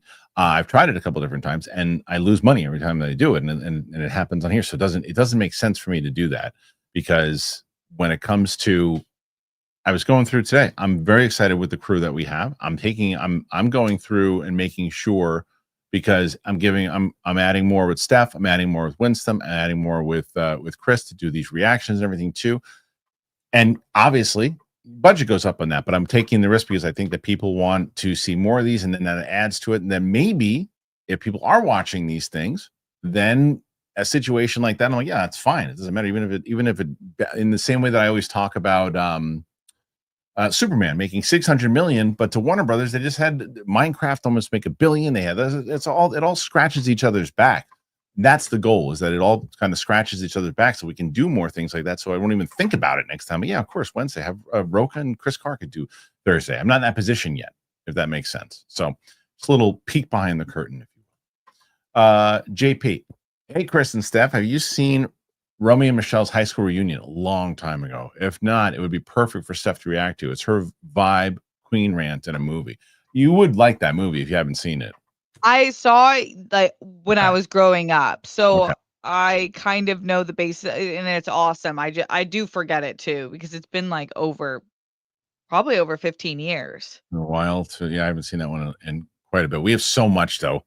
I mean, that list that we already have. We really have like a list of like 40 right now. We have so many, and then so my goal, and Steph is going to look into, my goal is to try to shoot with Steph twice a week, but right now it looks like once a week, but we're going to try to do 2. But we'll see. Matthew Garrett, Based Wednesday. Let's go. Thank you, Matthew. I know. I'm so excited. Nathan Drake. I've come to like Back to the Future 3 more than 2. It is a more focused story. Also, a certain scene in 2 is like a bad SNL sketch with bad makeup. Yeah, there are things in and I don't want to. A lot of people feel differently about this stuff, so you'll have your own opinion on it, so it won't taint it one way or another. There are things about 2 that I love. There are some things about 2 that I'm like, wish they wouldn't have done that. And then there's things about 3 that I feel the same way. But I like them both equally, and I think 3 is pretty solid. Yeah. Okay, I'm excited. Yeah, so we're recording that tomorrow, guys. Cinema fan 324. The next reaction on with Steph should be either Oogie Loves in the Big Balloon Adventure or My Little Pony the movie. 500,000 views easily. Yeah, I don't think either one of that is true. But I was like, did My Little Pony slap and I didn't know? No, I don't think so. I think that he's trying to torture us. Nathan Drake, Task looks great. Ruffalo and Tom Pelfrey. Roka's seen it and said it's really, really good. Says really good. Jake, excited for Long Walk, but Demon Slayer is top priority for me next week. Some projections saying anywhere from 30 to 50 million opening weekend in the U.S. Impressive for an anime and requires homework. I know. That's the problem. I would have seen that already. I would have had a review and a reaction had it not been for Steph and the rest of you who said there's no world where you can see this. Kristian, okay, you guys. Here's my catch up on Demon Slayer. I just finished Hashira training arc, which is the final season before this movie. It might be my favorite show ever. It is. Yes, it is. You. I know. It is so phenomenal. So Jake, I'm right there with you. We're gonna be locked and loaded opening weekend for that movie. Yeah, so I'm bummed that I missed that screening. I just haven't. I would know nothing about it. Nathan Drake, I don't know about a Clayface movie, especially for casuals. Let's see how they set it up. Hard to say until we see it. You know. Yeah, it could be like a cool, and it drops in fall, right? So I think that it could be like a cool, more word of mouth type story that really does well. I've been really excited for Clayface ever since the announcement. I was like, this feels like different. Yeah. Geek Lodestars. I love both of your reactions for Back to the Future. Had me smiling the whole reaction. Christopher Lloyd was always my favorite in that franchise. He is so, man, I've been thinking about him in that nonstop. I love that movie, guys. Like, you guys were not gassing it. It is so good. So good. And I was bummed because I thought the editors did an incredible job with the reaction. They were quick. But the only problem was that they left out the Johnny Be Good part of it, which I wish we. But there is an unedited version of that. Unfortunately, only lives on Patreon, and that's my fault because I realized, Steph, you said that you heard an echo. You won't have to turn your thing down this time. I had a setting on my thing that I didn't hit, and so all of the audio from the movie came in to the raw recording. So I can't put it up on YouTube because if I do, it'll get a copyright strike. And it also was the reason why you heard there's a little bit of an echo in that reaction, but it'll be different for the second one for sure. Got it. Noah Sparks, have you seen the SNL cast change? What do you think? Devon Walker, Michael Longfellow, Emil Wakim, and Heidi Gardner are out. Excited for the cast though. So Heidi Gardner had been there for quite a while. 8 seasons, I think. She'd been there for quite a while. I remember I actually used to work with her brother. And I remember when he told me that she got cast. That was a while ago. So Emil Wakim, is that his name? Yeah, I'm bummed about that. He was the first Lebanese SNL. Oh, he was good. He was good. Why did they get rid of him? I know. I was bummed about that. I feel like he needed a little more time to shine, but yeah, I agree. He was good.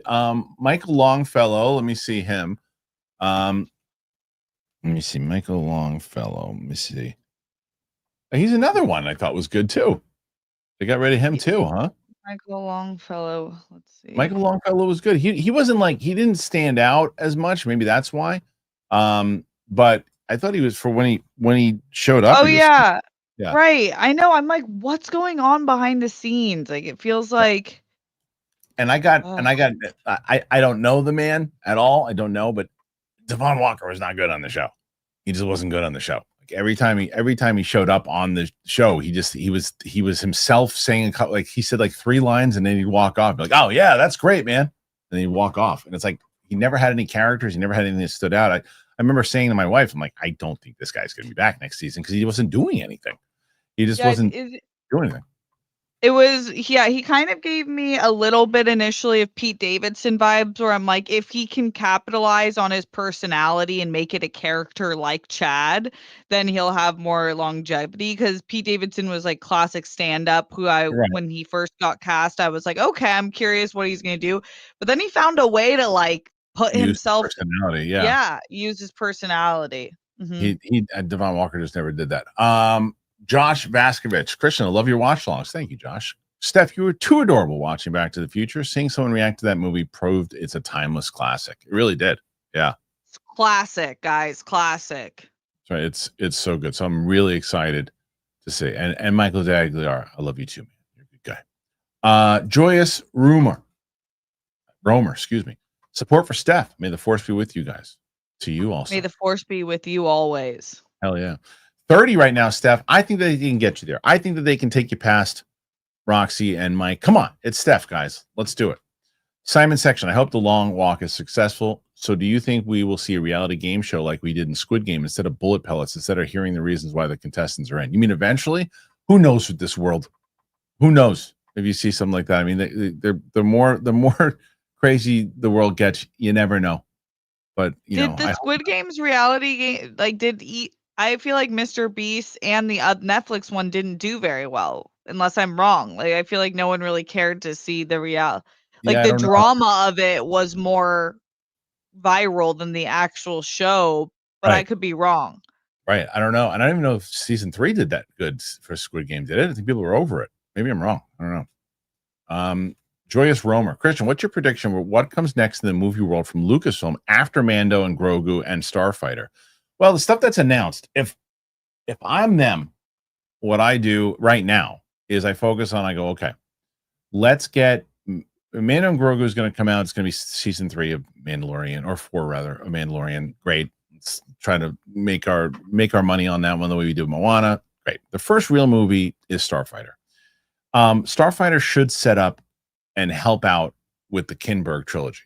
But I don't think that's the next one out the gate for them. I think what you should do is you go Starfighter, James Mangold movie next. You're hitting big already with Starfighter, and you're going after not just talent in front of the camera. You're going for talent behind the camera. You're really trying to build out something special with Starfighter, and it's being noticed. Do the same thing with Mangold's movie. It's Mangold, so do the same thing with Mangold, and don't make an Indiana Jones Mangold movie. Make a Logan Mangold movie, and do that. Do a movie like that, and then get into your trilogy, and you can, inside of that trilogy, combine this Rey thing. You don't need to do a standalone Rey thing. Make the standalone Rey thing part of the trilogy. But what do you think, Steph? Yeah, I would love to see the Mangold movie come next. And there was also another, where was it the Mangold that was supposed to be like 1,000 years back, right? Yeah. Oh, even and more. It was more based like 10,000. Yeah, that I would love to see. Yeah. Oh, 10,000. Yeah, so. Based on the Light of the Jedi and stuff. Yeah, I would like to see that. Yeah. So we'll see. Nathan Drake, favorite Star Wars quote: "Somehow Palpatine returned." What? That's my favorite. What is she proposing? That's a good Star Wars one. It's a good Star Wars one. Okay, let's see. Again, next one after 31 thus far. 31 as we get to the next one. Track stars. If you all haven't watched Steph's latest vlog, please watch. It was such a fun moment when she was posing for pics. Also, such a cool moment for you to see Destiny's Child. Oh, you went to Vegas to go see them, right? Which one? I assume Destiny's Child one. Yes. It was amazing. Thank you for the shout out, Track Stars. Appreciate you always. Yeah, and how's the channel? How are you enjoying doing the channel right now? I love it. Yeah, it's been great. We're growing. We're about to hit 3K. So subscribe if you haven't. Everyone's been like super awesome. Yeah, it's growing every week. So that's nice. Just kind of looking at the statistics, figuring out what it seems like people really like the fashion stuff. But then there's people who like the vloggy stuff. So I'm trying to find the balance of that. Remember, I told you that though. I said as you start your channel, you're gonna start to see like it starts to form as you're making it. Yeah. Yeah, so like, and you're having fun doing it. That's like that's the main thing. I am. Yeah. Good. Michael, what's up, Mike? Support for Kristian and Steph. Keep doing what you do. Keep doing what you do. We were briefly breaking each other's chops earlier. John, hilarious. Man of Tomorrow for 2027. Aside from Bone Temple, best freaking news of the week. I am happy to see Holtz Lex is getting the love he deserves. Do you think Millie Alcock will be involved this time? Yes, I do. I think that's what this whole super family thing is all about. But Steph, do you? Yes, I definitely think so. And she's a really loved actress, up and coming. So Yeah. I think definitely. Did you see 28 Years Later, by the way? Yeah. Did you like it? Yeah, I really Yes. liked it. Did you watch the trailer for Bone Temple today? It's the new one. Oh, no, I haven't. So that's going to be the sequel to that?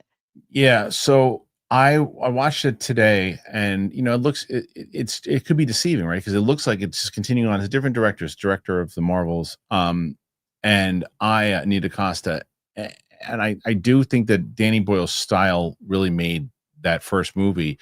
But the thing that scares me the most about it, and I said this in the reaction, was that it comes out in January. It's usually a dumping ground for movies. Makes me Oh, nervous. yeah. Makes me nervous. But I don't know. It doesn't. And yeah, that makes me a little bit nervous, especially because I feel like 28 years later got some hype and then it kind of dissipated kind of quickly. So I Right. don't know if it was enough to push it for a January release, but we'll see. I don't know.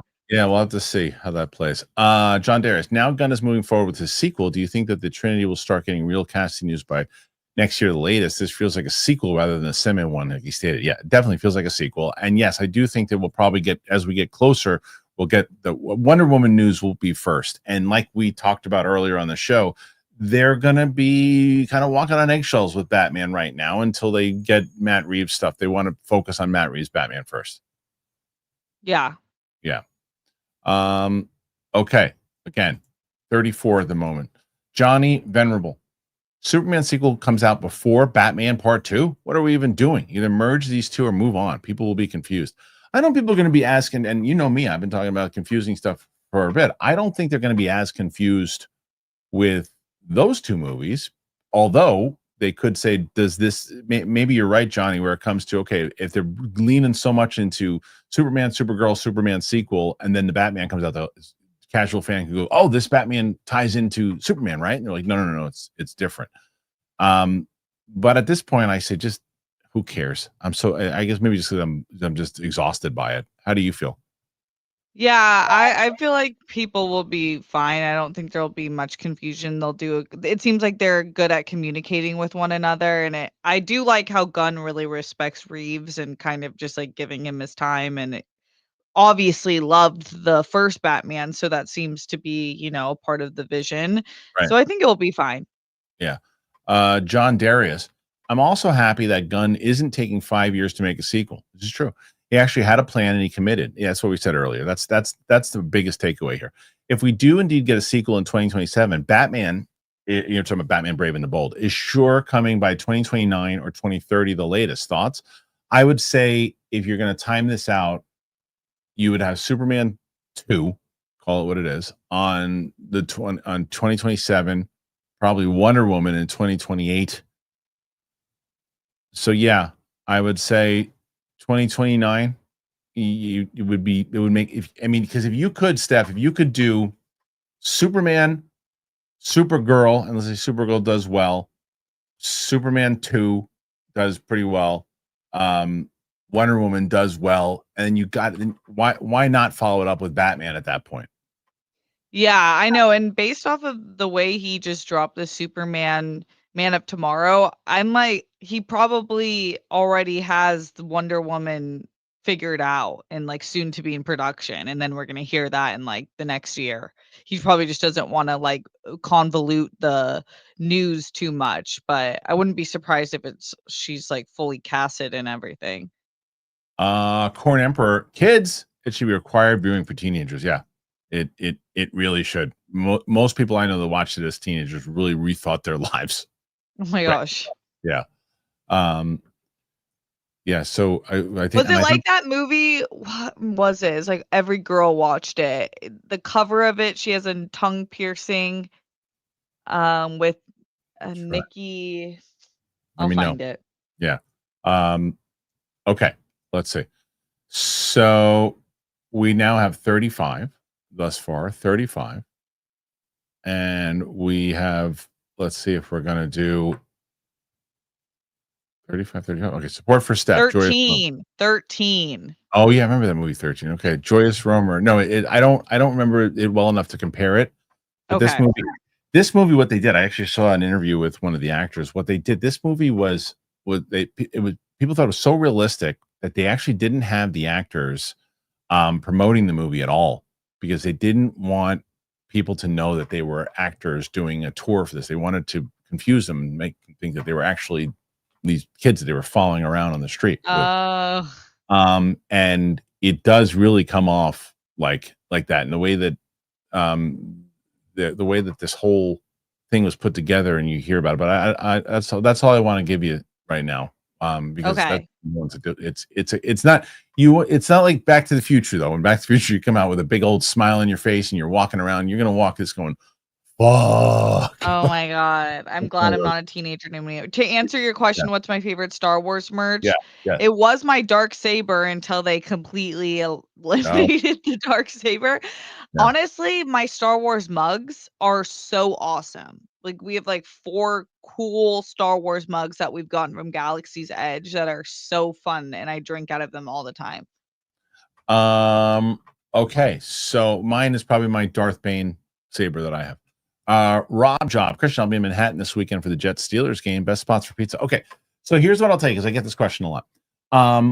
What I will tell you is go to the East Village. I was just there I was just there over the weekend on Saturday. I didn't get pizza, but I'll tell you what I will be doing next time I go is you got John Bleecker Street right there. You have just Bleecker Street Pizza in general. You have so many pizza places, and there's usually lines for all of them. And then there's Prince Street Pizza not too far away from that too. So I would tell you to go to Bleecker Street and look for and give yourself a little bit of a tour.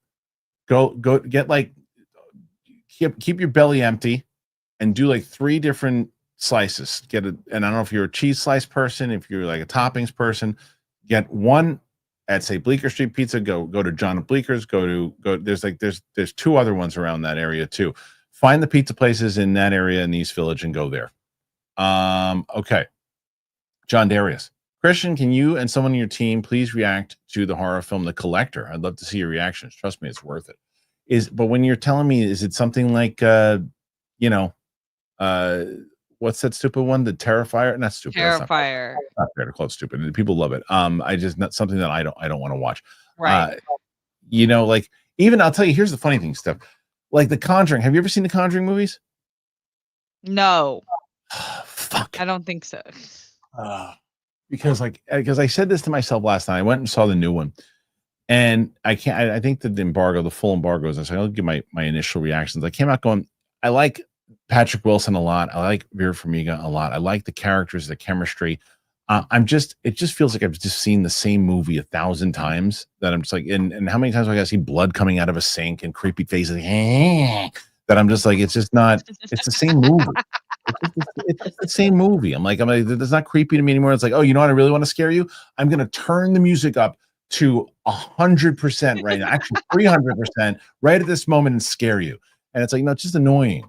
And I got out going, okay, you know what? I was going to do a full reaction series with this, but I'm pretty sure everybody in my crew has seen it. So now I don't have to do it. Now I found that you haven't, because the first 2 are awesome. They're awesome. Yeah, I hear that. They're awesome. But the Nun and all that shit and the Abigail, no thanks. Abernathy Ra. Anaconda Brett reaction to Blood In, Blood Out, please. I'm sorry. Anaconda Brett was something. Simon Section. Kristian, Steph, what's the deal with the Demon Slayer? I mean, come on. He's a demon. He's a slayer. What is he? Michael. Superman, Man of Tomorrow, Batman 2, Beyond the Spider-Verse, Secret Wars, all in 2027.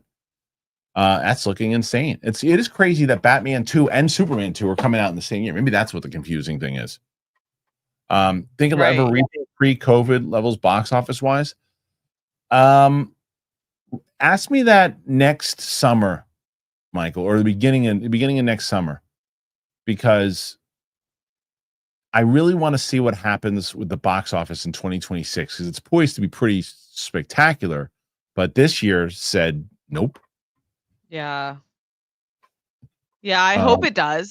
Yeah. I hope it does. I don't know. It's so hard, but then you see things like the Netflix is just like kind of always ahead of the game with Yeah. the K-pop Demon Hunters theatrical release post streaming.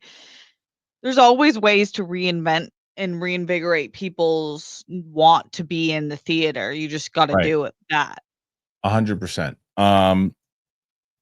This is the next one I'm interested in hearing. Hold on, I'm just writing something down because I know the answer is no to this, and I'm writing it down because it's a great suggestion, although I could be wrong.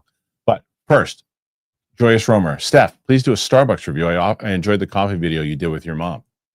Thank you. I would definitely probably do another. I know sometimes in my videos I stop at Starbucks. That's out of it being the only place around. I would definitely do like more smaller Mom and coffee pop shops. shops. Yeah, you should. Yeah. That'd be cool.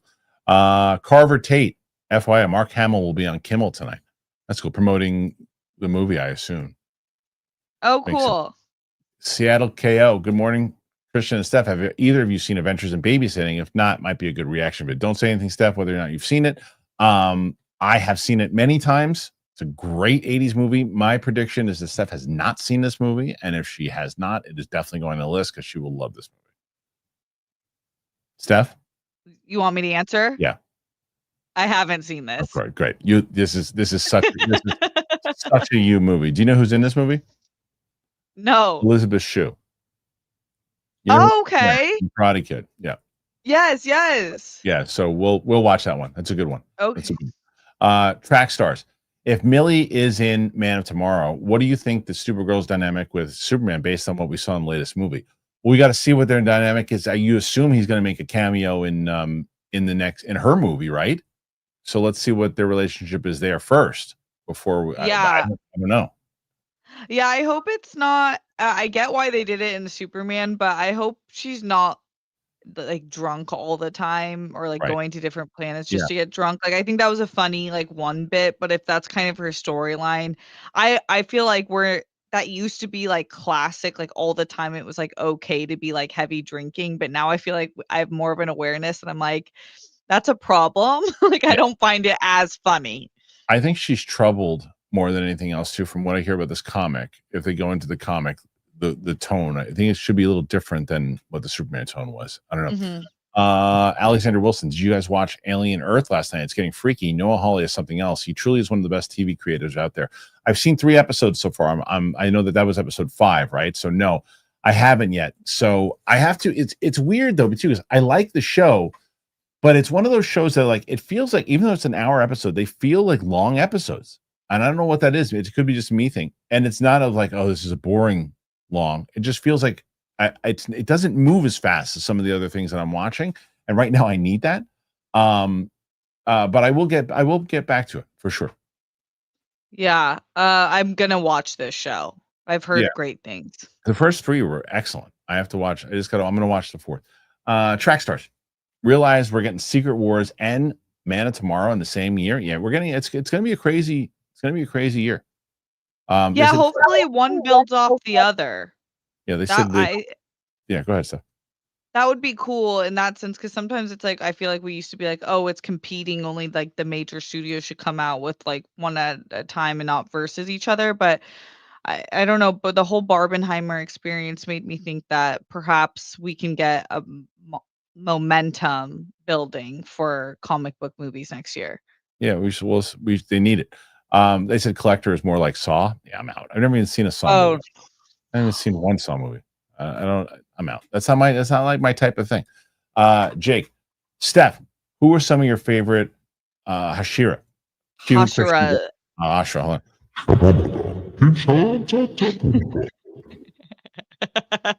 I love all the Hashira. Probably though, I love the water Hashira. I just think they do such a good job of having each of them have the most amazing storylines ever. Like I don't know, I like all of them, but I have a soft spot for the water Hashira and obviously the flame Hashira. Never forget.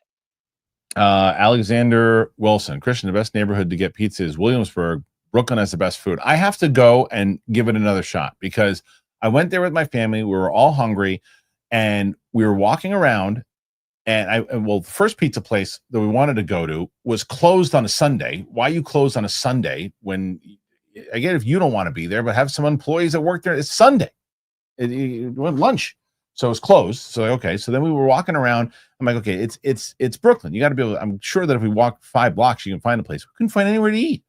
5 blocks. My kids are starving. My wife was starving. I'm like, this sucks. And then we went to this other place, and I went to this one pizza place there that Portnoy gave a high score to, called the Best Pizza or something. That place sucked. Pizza was burnt. It was awful. It was some of the worst pizza I've had in New York. It was awful. But then the flip side is to go to the East Village.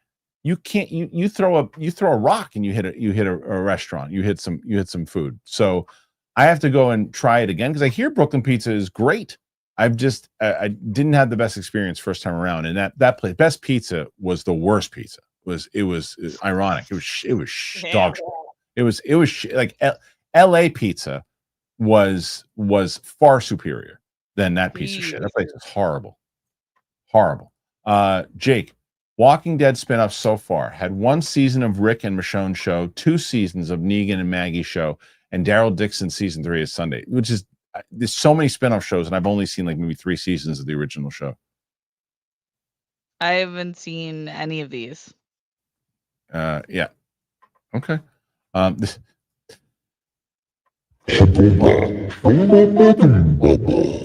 This goes more so of people who are like, listen to me, Crash and Coyote, and I love you because you're on the channel all the time and you're always putting comments in here.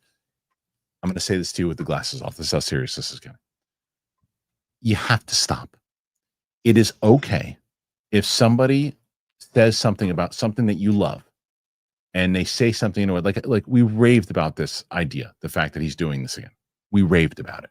We thought it was a really good idea. It's okay if not everybody loves everything that you love, or loves in the way, or thinks in the way that you do.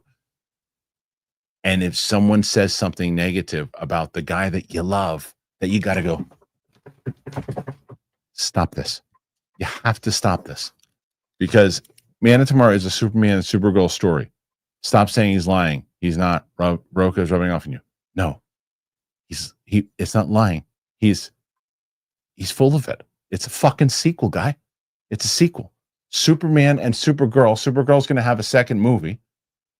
You could also, you could do a flip side here, and you can say, well, wouldn't, in essence, Man of Tomorrow also be a Supergirl sequel? I would tell you, yes, it would be, if she is significantly in it and it's a dual story. Then it would be a sequel to both their movies. It's a sequel. Nobody's rubbing off on shit. Yeah. It's probably going to be like how Winter Soldier is a sequel for Captain America, but obviously we get Bucky as a major character. Yeah, Civil War. They call it Civil War. But they call it Captain America Civil War because it's a sequel. It's a sequel. It is absolutely 100% a sequel. Civil War it's as much of a Cap story. I mean, as much of an Iron Man story as it is a Cap story. It's both their stories together, of the things that Tony learns about his father and everything, and his parents and everything that's going on there, and it combined together. It's a Cap and Tony. It really is. It's both. You could say that it's an Iron Man sequel also if you wanted to, but it's called Captain America Civil War. It's a sequel. It's a sequel. And I'll rewrite that for you, Kristian. I'm going to rewrite that. Kristian, I kind of disagree with you, though. I do think that even though it could come off as a sequel here, from the way that they're presenting it, I feel like it's a Superman and Supergirl story in general. I don't feel like it's a sequel. Oh, okay, thanks for writing it that way. But I disagree, but I appreciate you writing it. The end there, it's okay. You're allowed to criticize people. I know how much you love James Gunn. I get it. I love him too, but stop this. Joyous Romer, may the force be with you guys. Another great stream. Kristian, I've been watching old Jedi Council videos. Why? Some of the predictions hold up over time. I said, and thank you, Joyce Romer. I appreciate it. But I say to myself, if I ever could erase things from my history, it would be Jedi Council, Collider Live. Those would be out. I would erase them from my history, if that was. But I appreciate it. Thank you. Crash and Coyote. My bad. That's fair. Thank you, Crash and Coyote. That was a quick rebuttal. Appreciate you. That's nice. But how do I not? How can I not respect the Coyotes in here every day? Love the Coyotes. All I'm saying is it's not called Superman 2 for a reason. That's a different conversation. You can say there's a reason why it's in the same way that it wasn't just called Captain America 3. It was called Civil War. So it's not called Superman Man of Tomorrow, is it? Maybe it will be. Who knows? Maybe they will because they realize marketing. But it is, in essence, a sequel. So let's see. But it could be Superman Man of Tomorrow. You don't know that just yet. We shall see. 44 so far. 44. And let's see. I think that's it for now. Am I right? I don't. Yeah, right now. So we have 44, and that's not true. People said they wouldn't have found me if there was no Collider Live. I would have been doing something else, and you would have found me from that. I still was doing schmoes, so you would have found me from that. Anyway, that's it. So I appreciate you guys being here so far. If you want to keep us going, Steph needs 40 more. Can you get her to do it? Come on, you can do it. Look how she's ready to win. Get her to win. But Steph, before we just flood the super chats right now. Right now, you flood while you give your plug. You can do the kind of delay stalling that Roxy was doing before we sign off. But go ahead and plug your channel. Yeah, you can send it in as I speak right now. YouTube.com/Steph Sabraw. We're on our way to 3K. Let's make that happen. That's the goal for this month.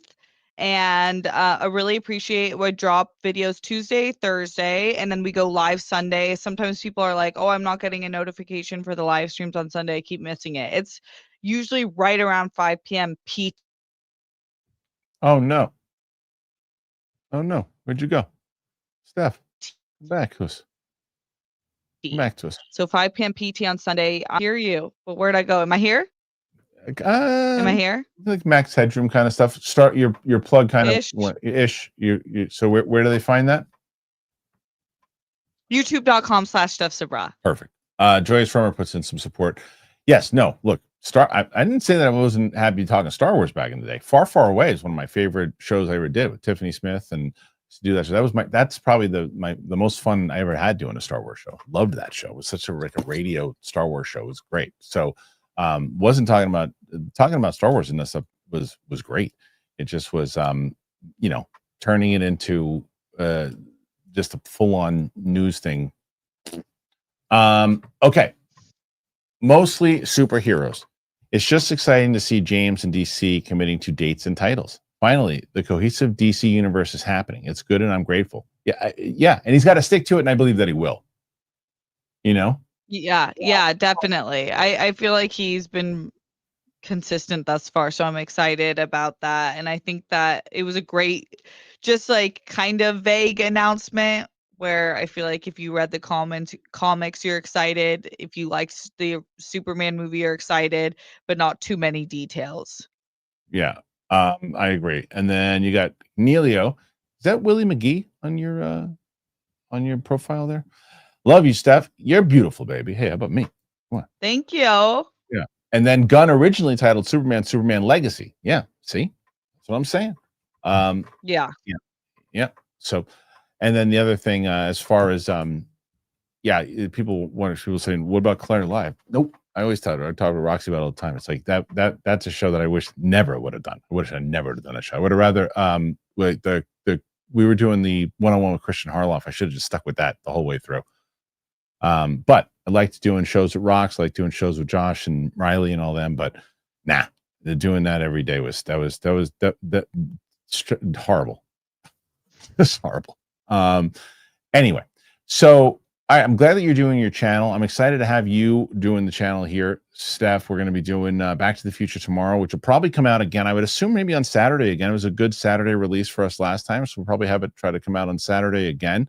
And then what else are we going to be doing? We're going to be doing Back to the Future 3, and then we'll probably get into Ferris Bueller. So much. I'm so excited. I'm so excited. That was so fun. I'm really looking forward to the sequel. Me too. I haven't seen it in quite a while, and as I was watching, I was bringing up to make sure that we had it to watch. I caught a couple of pieces from him. Like, I really do enjoy this movie. I'm excited to to see it. So, either way, I'm good. I'm glad. Look, that's the other thing to make it clear. A lot of people who said that they like. You see. Here's the difference. It makes me feel so happy that you guys liked it.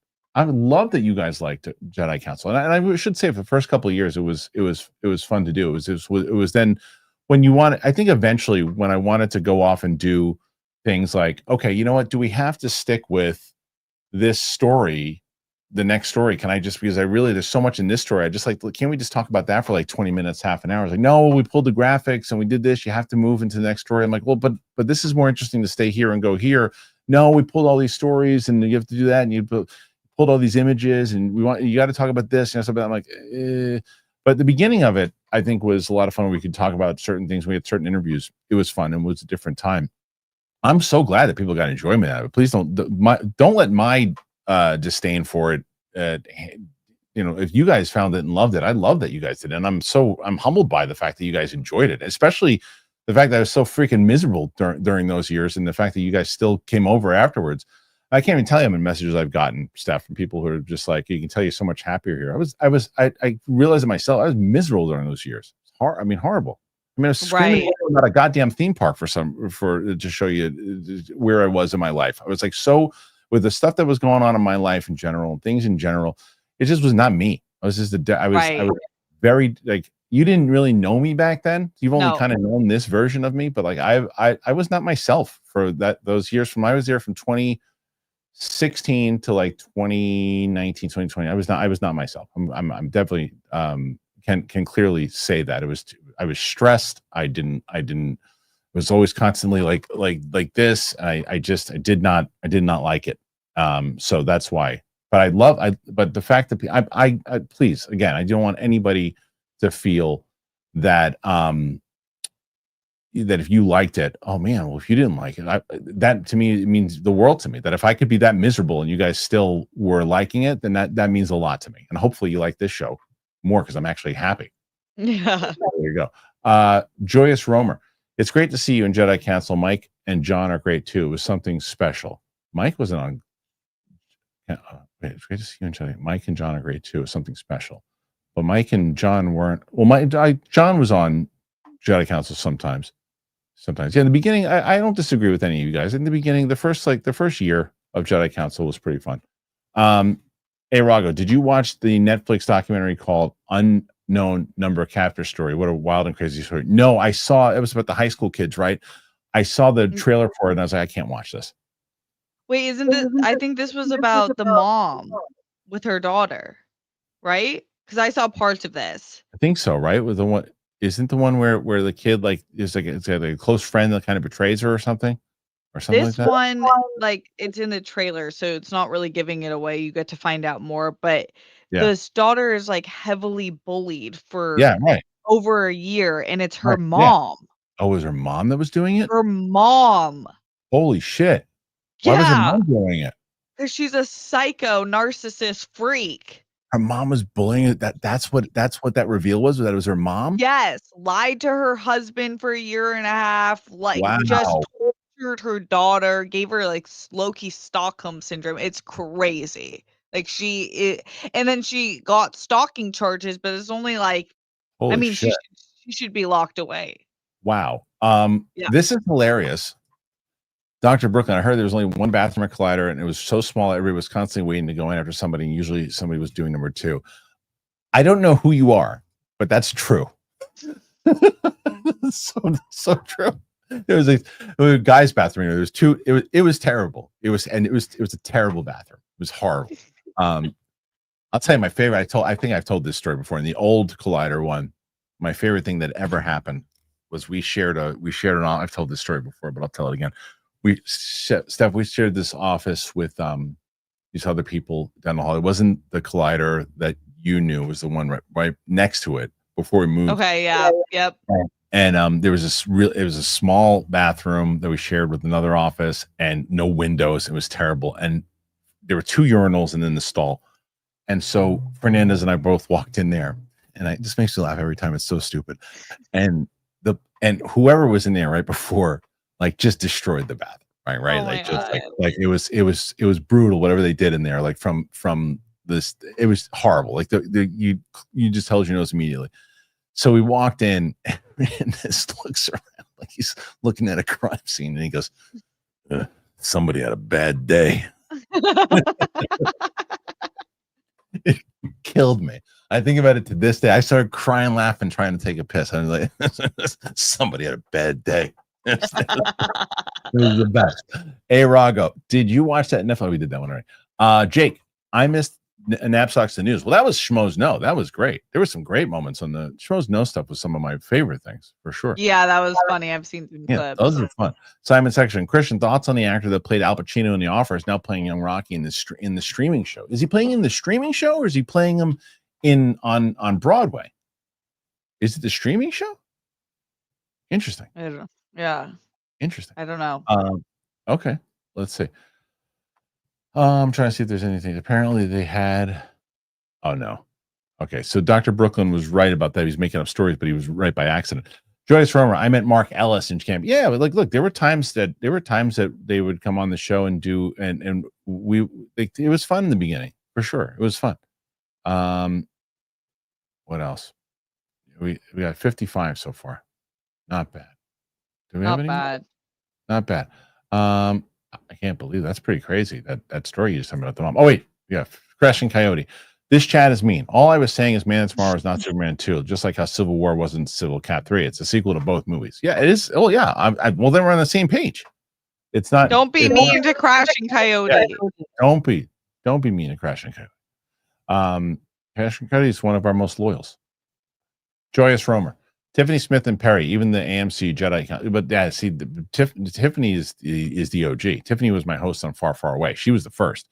That way, that whole thing came about was I was doing Far, Far Away, and we were doing that show, and I had pitched doing a weekly show to Campia about doing a Star Wars show, and he wasn't sure if it could work.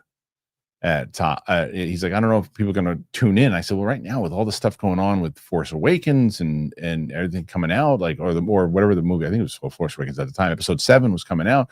I'm like, there's going to be so much, and they just did all these spinoffs, and I think that we can combine things, and I think we could do it weekly. And he said, well, what about we do like a mini series? We'll do a test of like 2 or 3. We'll do like 2 or 3 episodes, and if they do decent enough, then we'll continue doing weekly. And I said, I'm pretty sure they will. And then he and I can't remember who it was, but he came up with the name of Jedi Council. And then we did the first one, and it crushed. And he's like, and to his credit, right after, he's like, we'll do it weekly because that kind of numbers it'll do well. So yeah, so let's see. Who changed your graphics mid-show to Superman? I used my mental. I have a thing in my head that I got put in there by the scientists. And I just go like this. The 6G chip.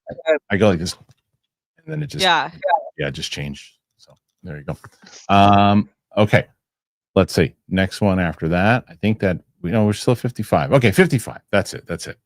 So Tiffany was the first. Well, Tiffany was the first co-host of Far, Far Away, and then Tiffany was not the first co-host of Schmoes No. So the first co-host of Schmoes No was Catherine Reitman. And then the second co-host of Schmoes No was Katie Sackhoff. And then the third co-host was Tiffany. Simon Section. Sorry, it could be a Broadway show. When I heard about it, instantly thought of your Apollo prequel script, Let It Rise. Yeah, I hope that. Yeah, I never even tried to do the Apollo. I never brought it anywhere. That's it. Okay, guys, thank you. Appreciate it. 56.